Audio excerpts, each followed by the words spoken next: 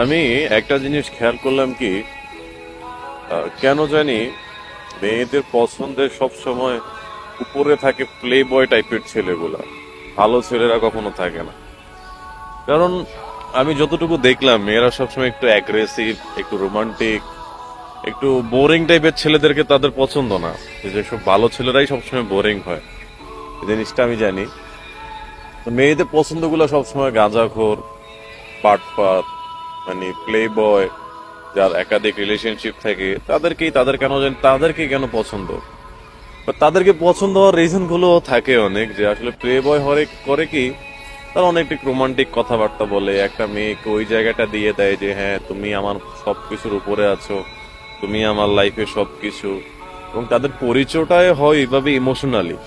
এখন একটা ভালো ছেলের কাছে যখন আপনি যাবেন, বেচারারা যদি আপনি কিছু বলেন, হ্যাঁ সে আপনার কথায় কথায় মুখ লড়াবে, হ্যাঁ তুমি যা বলছো ঠিক আছে, তুমি যা বলছো ইয়ে করছে। এখন প্লে বয় জানে কি, প্লে বয় জানে যে রিলেশনশিপ একটা মেয়েকে পটানোটা কিভাবে করা লাগে এবং কতটা সহজ। এই ক্ষেত্রে প্লে বয়টা সবসময় উপরে থাকে তাদের পছন্দে। আর ভালো ছেলেগুলা সবসময় ওই যে এমন মেয়েদের কাছে গিয়ে পড়ে, ওই যে কি বলে, এইসব মেয়েদেরকে কি বলে জানি, বারো ভাতারি, হ্যাঁ বারো ভাতারিদের কাছে গিয়ে পড়ে। তাদের ইমোশন তো থাক দূরের কথা, বেচারা তখন কি একদম কষ্ট পাইতে পাইতে শেষ হয়ে যায়। আর ভালো মেয়েদের এইটাই পছন্দ যে কেউ তাদের কেয়ারিং করুক, কেউ তাদের ইয়ে করুক। কখন ভালো ছেলেগুলো আসলে কেয়ারিং কেয়ারিং সম্পর্কে জানে কম, বুঝে কম।